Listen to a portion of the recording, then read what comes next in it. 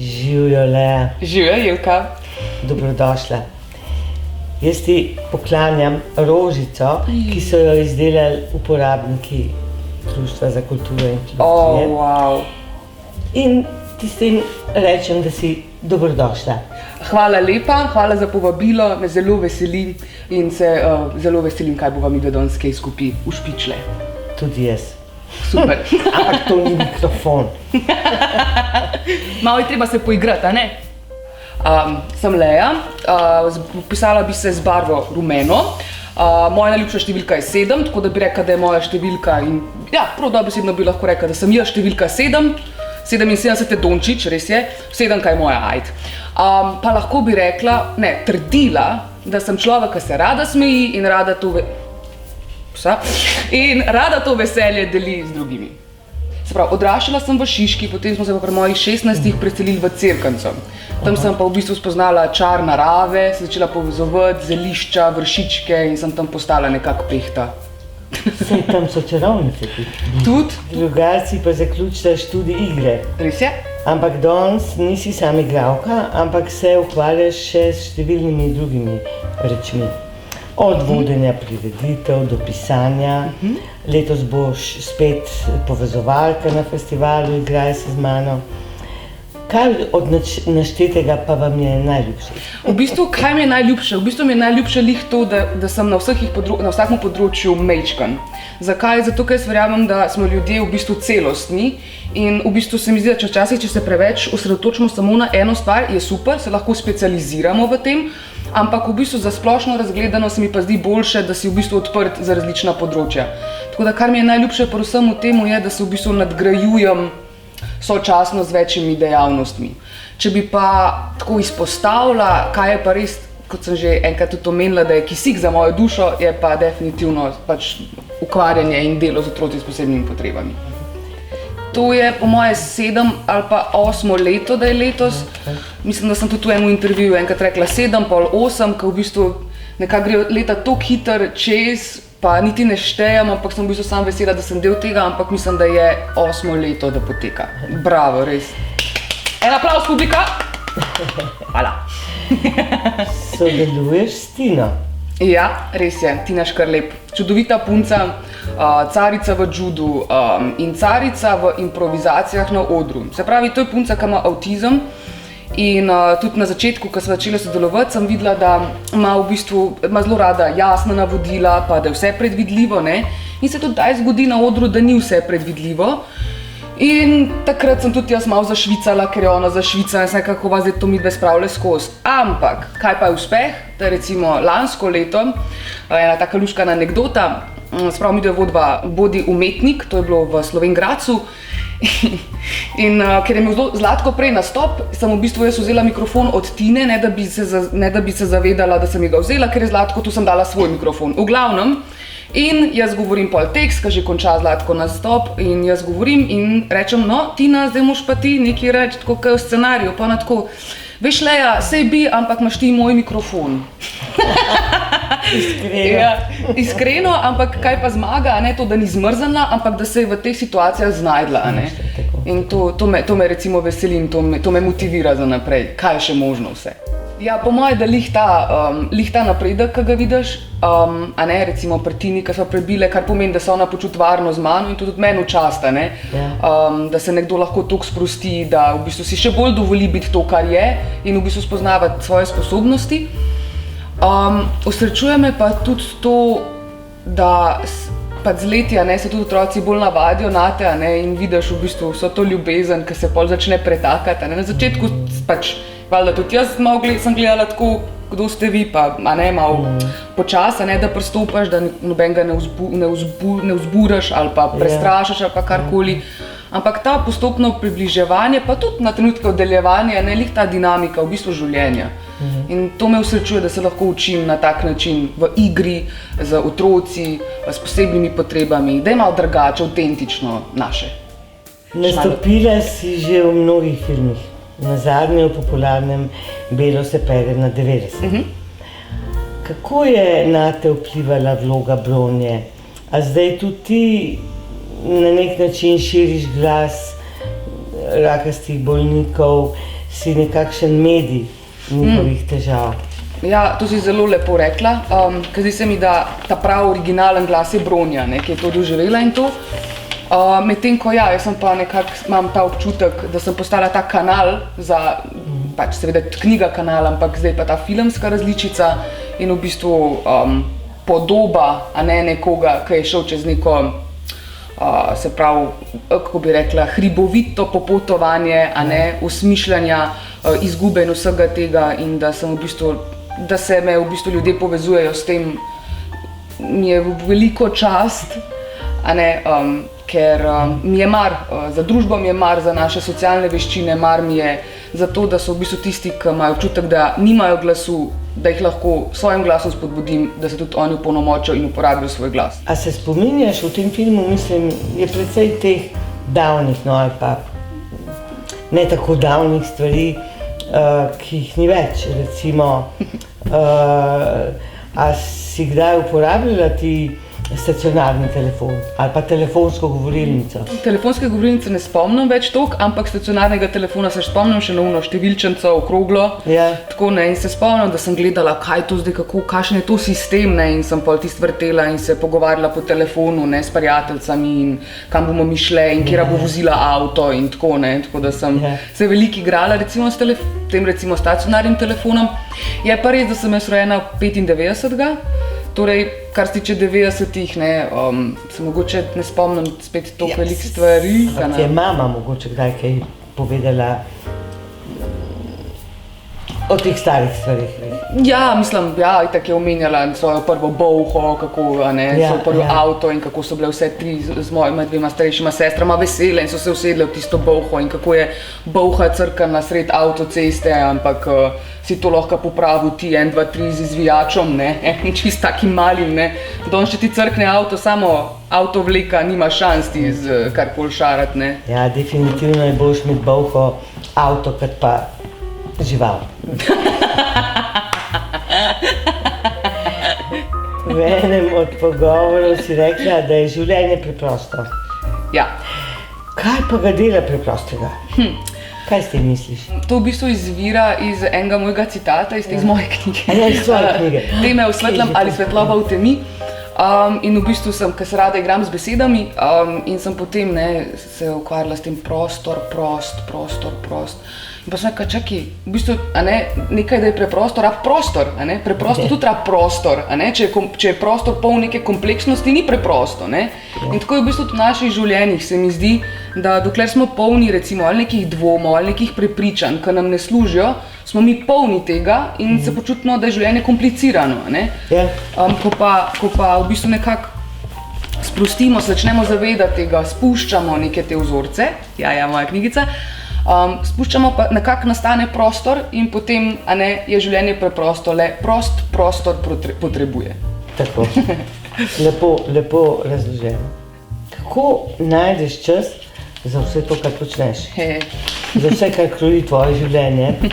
A si taka zelo disciplinirana oseba?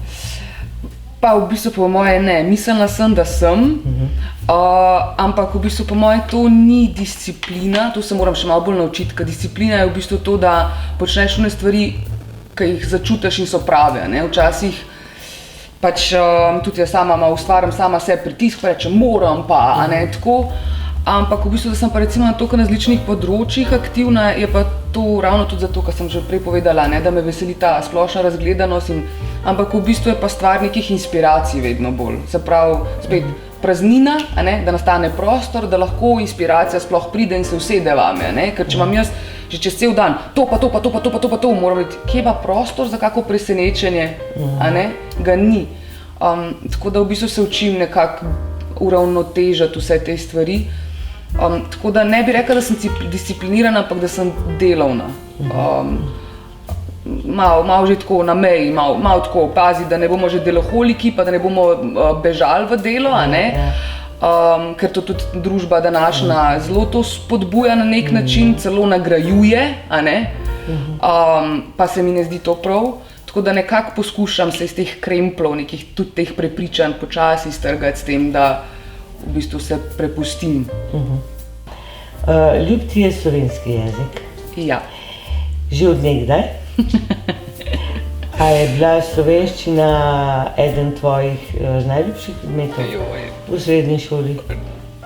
Zdaj bom povedala v bistvu nekaj, kar je meni zelo smešen in kar tudi bo lahko zelo polnomočil drugem. Namreč ne, jaz nisem ne marala brati, na živce so mi šle knjige, moji spisi so bili šuti in v srednji šoli je profesorica slovenščino rekla, jaz upam, da se nikoli ne boš ukvarjala s kulturo, nikoli, ne? Wow. Ampak, in to je tudi tako zanimivo, ne, kad ti rečejo nekateri, da ti ne moreš in ni bilo stvar, da mene ta stvar ni zanimala, mogoče me ni zanimala, ker si takrat tudi poln hormonov, pa zanimajo te prijatelji in to naprej. Ampak v bistvu sem imela tudi težave z učenjem takrat, ne? In ni bila stvar, in če pač nekdo zna predstaviti meni to na zanimiv način, bom jaz tudi znala, ne? Bom se zelo hitro prijela in obračala in tako naprej. Tako da moram reči, no, da ta profesorica je tudi čez enega drugega gospoda rekla, no, ki je bil gospoda, zdaj gospod, je rekla tudi, da upa, da nikoli ne bo s slovenskim jezikom in nobene povezave, no, pa dela na ministrstvu za, ne na ministrstvu, ampak na inštitutu, ki se ukvarja inštitutu, ja, in je eden od glavnih. Tam, ko vam rečejo, da ne morete, reči za božjo voljo, zakaj pa jaz ne? Kdo si ti, da boš to govoril? Greva sam raziskati. Ne bom rekla, da imaš narobe, ne bom rekla, da imaš prav, ampak gremo mi malo to razmisliti, kaj se dejansko skriva za tem. Ker se mi zdi, da velikrat je v življenju tako, da tisto, kar imaš občutek, da res ne moreš, se tam skriva lih en diamant. Ampak to izgleda tako, da je ta diamant recimo pokrit z blatom in ti moraš ta blat sčistiti in dobiš ta diamant. Ampak ne smeš tega blata čistiti zaradi diamanta, ampak zato, ker zaupaš, da je lahko še nekaj lepega se skriva v vsem tem. In dejansko je ta profesorica naredila tebi uslugo. V bistvu ja. Na nek način. Na nek način. Ne, da bi vedela. Ampak potem se je pa čez čas zgodilo to, da sem imela pa eno mogoče malo bolj, recimo da temačno obdobje, ne, se ga imamo vsi. In v bistvu sem zasledila te pozitivne afirmacije, se pravi te pozitivne besede, ki si lahko govorimo in sem začela to pisati. In v bistvu to je bil nek tak začetek, da sem se potem začela igrati z besedami in sem ugotovila, da je slovenski jezik tako poln enih čudovitih sozvočnic, ki so lahko v bistvu, ki potrdijo neke stvari, ki si sploh ne bi mogel predstavljati. In sem začela v bistvu sem se vrgla v bistvu to, zakaj je neki vrednota pa vrednost, kje sta zdaj, kako podobno zvenita, in kakšne so to njune povezave, prej, ko sem govorila o prostoru, ali pa recimo, ne vem, ena mi je tudi taka lušna, nič ni za manj je le tisto, kar misliš, da bi moralo biti več. Ja, več je takih lepih. Ja, tako da slovenski jezik se splača raziskovati tako, čist malo, tako, tukaj treba tudi spoštovati jezik, ki ga govorimo in ga hraniti in uživati v njemu, no. En primer od Ivana Cankarja, poznamo, je v bistvu on rekel, ki je hodil na realko, je bila realka, ja, no, v glavnem, nemška šola je bila takrat, in on je rekel, jaz sem si želel sanjati v nemščini, želel sem razmišljati v nemščini, pisati v nemščini in ko sem dobil najboljšo oceno, v šoli iz nemščine, sem se sočasno počutil najbolj praznega. Zakaj? Zato, ker je v bistvu hranil nek drug jezik in takrat je bil tudi nekak njegov povod v to, da gre v slovenski jezik, da se on sam sebe ukrepi, ne da v bistvu potrebuje zunanje potrditve, da je priden, ker govori nemško, ampak ne, jaz sem Slovenc in jaz bom slovenski jezik krepil. Tako, in šele takrat je začel resnično piti veliko kave, ki mu je skuhala njegova mama. Ja. Kako pa to, da si se lotila pisanja knjige? V mislih imam vaše delo Teme o svetlem in svetloba v temi. Ja, no to je bilo lih to eno obdobje, ko sem si začela pomagati z besedami in potem se je zgodilo tudi tako, da sem rekla, da sem dala to knjigo zdaj tiskati, zato ker to so se v bistvu zbirali samo citati, in potem sem v bistvu ugotovila, da je teh besed, mislim, da se teh citatov ful nabral, tako da bi lahko eno tako malo knjižico naredila. In bila sem čist brez denarja, čist brez. In pa še vprašam, koliko pa stane, da jaz to stiskam in on reče pač neko ceno. In jaz rečem, mater, to je toka moja najemnina, čem jaz zdaj plačati najemnino, ali čem jaz stiskati knjigo, pa jih toliko prodati, da plačam najemnino. Kva vam zdaj naredila? In sem rekla, mene, če se bom kar stavila nase, ne se bom od koga sposodila denar, pa pol vrnila, kam prodala te knjige, ampak se je točno tako zgodilo, da sem jih lih toliko prodala, da sem imela. Tako da, verjamte in stavite nase. Ja. Ne, zdaj sem v bistvu mičkan bolj zaposlena s pisanjem člankov za moj študij, tako da zdaj malo to, ampak že vidim, da me, se rečem, tišči me pisati, pa v bistvu ja, kaj mehkega nastane, no, nimam pa še nobene slike, da bo zdaj res neki. Omenjaš tudi doktorat? Ja. Naslov, mentor? To sem na fakulteti za uporabne družbene študije, smer strateško komuniciranje, raziskujem moč besed v oglaševanju z različnimi metodami, ena izmed teh je tudi EEG, se pravi to, ko daš kapo na glavo in meriš spremembe možganske napetosti oziroma valove. In v bistvu raziskujem, kateri slogani so ljudem vzbujajo oziroma se zgodi ta deflacija, se temu reče, oziroma sprememba, in potem raziskujem, zakaj. A jim je to všeč ali jim to ni všeč, ker sprememba v možganih se zgodi, ker se zgodi. Zdaj pa zakaj, pa je potem potrebno raziskovati ali s pomočjo anket, ali s pomočjo pogovorov in tako naprej. V katero smer greš? Pa po levo, desno, naravnost, nazaj? Malo po ovinkih, malo gor, malo dol, ampak v smer tega, da se dobro počutim in da to širim naprej in da tudi v svoje okolje sprejemam tiste, ki se ob njih res dobro počutim. Zato, ker mislim, da je to maksimalno, kar lahko naredimo danes zase in za druge. Super. In hvala vsem za pozornost in vse. In komaj čakamo, igraj se z mano. Ja, ne pozabiti, 26. do 30. maja, lepo vabim na Kongresni trg. Vse od 9. oziroma 10. začne program, pa do 13. ure je predviden. Zvečer pa v četrtek, 28. koncert ob 19:30, zelo lepo vabljeni, čudoviti glasbeniki in pa v soboto ob 9.